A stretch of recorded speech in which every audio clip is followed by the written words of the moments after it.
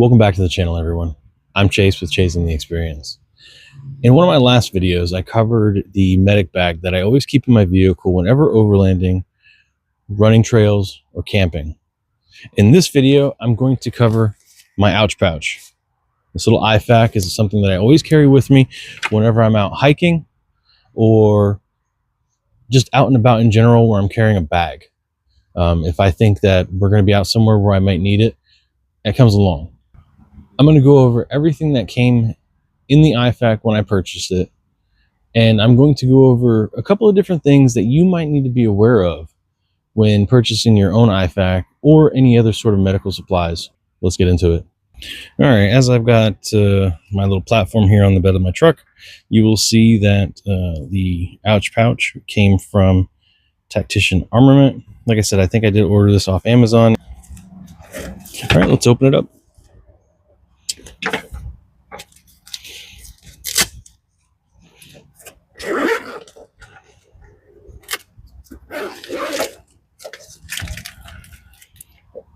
All right, so the first thing you're going to notice when you open up this pouch is the tourniquet. All right, now things to know about tourniquets. This right here, the little bar, all right, this is what you use to tighten down the tourniquet to stop the bleeding. All right, you need to make sure this doesn't have this flex. Okay, I do have a separate tourniquet that I bought to bring in here. All right, this is a soft T tourniquet. Now you notice, all right, this is metal, no bend to it. Okay, and I did have it preloaded, and I bought this to replace this. All right, now the reason I did this is because this, you see how it bends? Whenever you're trying to tighten this down, this is going to bend, it's going to give way, and you're not going to be able to stop the bleeding as effectively as you would with something that has no give in it. Like, I'm putting a lot of force into that. It's not bending at all.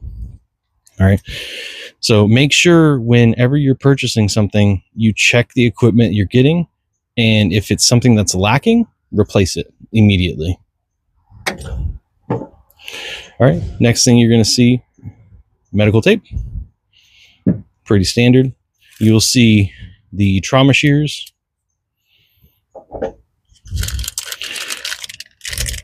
two glow sticks in case something happens at night,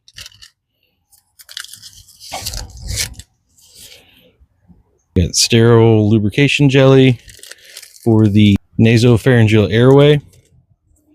All right, so pretty much if someone's having trouble breathing, you lube it up and then you put this down in their nose, and it's going to help them breathe. Got a good set of tweezers.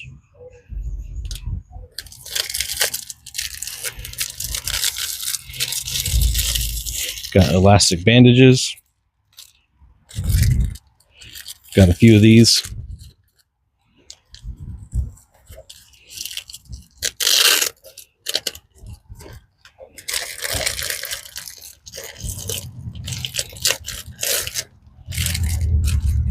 You've got a PBT bandage.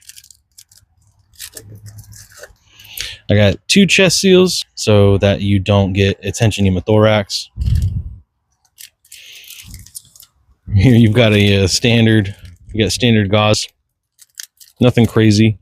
You've got the old school triangle bandage to go along with it. Here you have a little light to check pupil dilation. You just push down on the little contact, comes on, and that's for you to just check, see if anybody's pupils are reacting the way they should. We've got 2 emergency blankets. On this side, we have compressed gauze. We have gloves, 2 sets, looks like. Now, this is important. A lot of things do not come with a splint. Now, you can use this in multiple different ways, and it does show you how you can use it. I highly suggest if you're going hiking, you get some sort of a splint to go with it. All right, got another triangle bandage, and it does give you diagrams here to show you how you can use it if you've never done so. And we have another trauma wound dressing. Again, if you're not sure how to use it or what it's used for, they do give you diagrams on the back. And if you look right here, we've got even more stuff. Now, you've got a little pen. Now, what could you use this for? Obviously, if you're having to put a tourniquet on somebody, you're going to want to write down the time and the date. Once you get them to the next level of care, they know exactly how long that thing's been on there for. All right, we got alcohol prep pads of different variations. And then you have just standard bandages of various sizes. Now, why might you need something like a personal IFAK? Well, you could have it for many reasons. Hiking, camping, off-roading. If you don't want to have a bigger pack, if you just want to have something for yourself, or you don't want to carry a bigger pack, an IFAK works just fine. Just remember, if you're going to use it, there's not a whole lot of stuff that you can put into it. Or you could have it to take with you for when you're going to the range or hunting. It's not heavy. It doesn't take up a lot of room.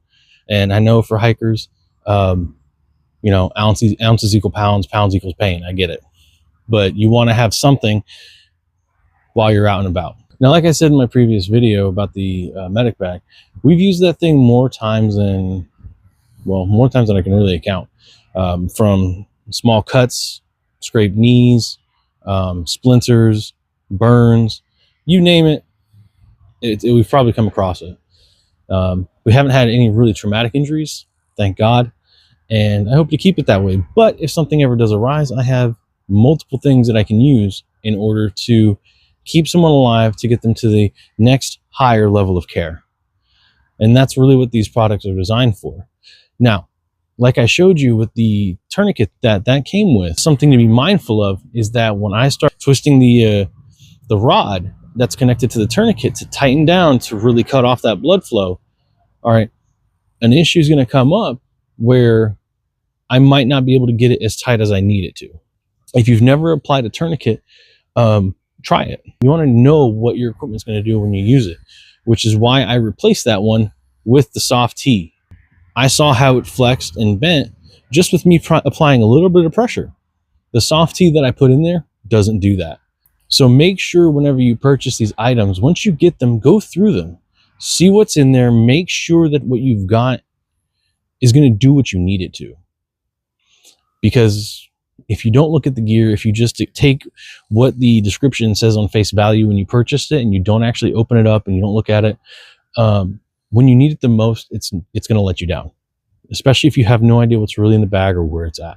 I would like to know in the comments below what, if any, medical supplies you guys carry with you whenever you're hiking, camping, or going out hunting, or even going to the range. Let me know in the comments below. I hope you guys enjoyed the video and found it somewhat informative, and we'll catch you next time as we continue chasing the experience.